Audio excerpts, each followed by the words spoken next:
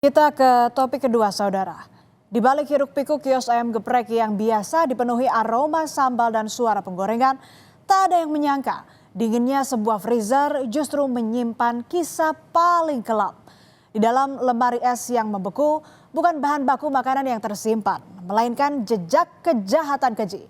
Dari dua karyawan kios ayam geprek, di mesin pembeku itu, sesosok jasad pria ditemukan di antara bahan baku ayam. Lalu apa yang menjadi motif pelaku tega memutilasi korbannya? 28 Maret 2026 lalu, sebuah kios ayam geprek di perumahan Mega Regency Serang Baru, Bekasi, Jawa Barat mendadak ramai. Bukan antrean calon pembeli, namun karena adanya penemuan sosok jenazah seorang pria di dalam kios. Tragisnya, jasad seorang pria ini ditemukan dalam lemari pendingin dalam kondisi tak lagi utuh. Dan dari sinilah kisah memilukan itu mulai terungkap.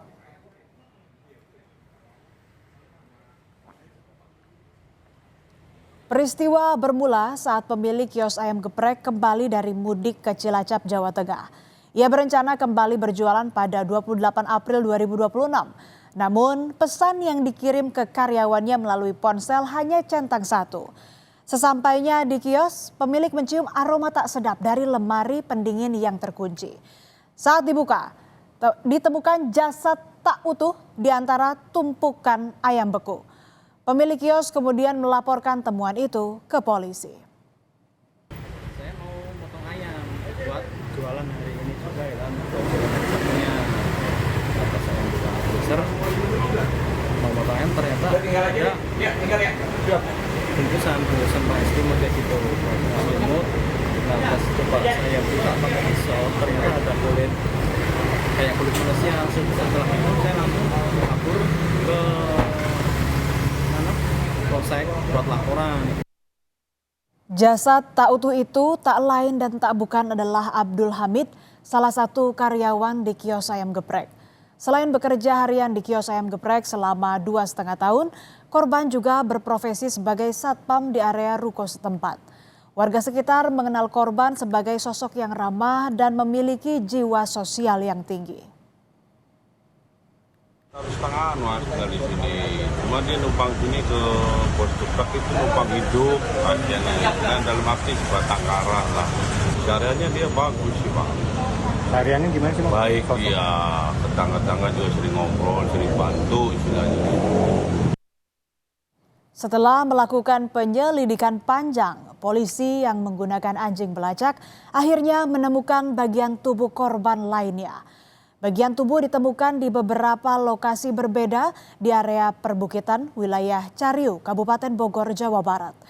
Medan yang sulit dan guyuran hujan lebat membuat proses pencarian dilakukan secara hati-hati. Bagian tubuh tersebut kemudian dibawa ke Rumah Sakit Polri Kramat Jati untuk dilakukan otopsi. Diduga korban sudah meninggal 4 hari lalu.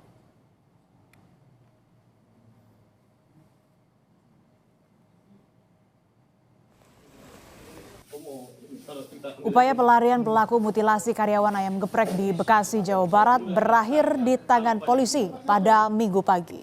Kedua pelaku ditangkap Subdit Jatanras Polda Metro Jaya di tempat persembunyiannya di sebuah gubuk di Desa Sindang Panji, Cikijing, Kabupaten Majalengka, Jawa Barat. Pelaku merupakan rekan kerja korban sebagai pelayan dan juru masak di kios ayam geprek.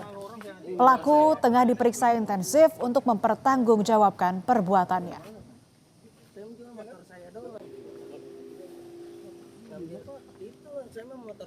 Di balik kasus mutilasi yang menggegerkan warga Bekasi, perlahan motif kejahatan itu mulai terbuka. Kedua pelaku rupanya memiliki niat jahat untuk mencuri mobil milik bos mereka yang sedang berlibur. Untuk melancarkan rencana itu, pelaku kemudian mengajak korban. Niat jahat kedua pelaku yang juga rekan kerja korban ditolak mentah-mentah oleh korban. Namun ternyata penolakan itu memicu kemarahan hingga pelaku nekat menghabisi nyawa korban. Bahkan untuk menghilangkan jejaknya, Pelaku memutilasi korban, kemudian disembunyikan di lemari pendingin di dalam kios dan beberapa bagian tubuh dibuang di Bogor, Jawa Barat. Pelaku yang berniat curi mobil milik bosnya mengalihkan targetnya ke sepeda motor lantaran ketatnya pengamanan. Selain mengambil motor milik bosnya, pelaku juga membawa kabur motor dan ponsel milik korban. Motor hasil curian dijual dengan harga 1 juta hingga 2 juta rupiah.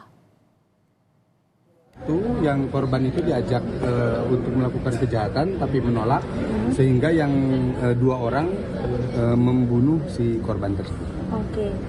Motifnya apa belum?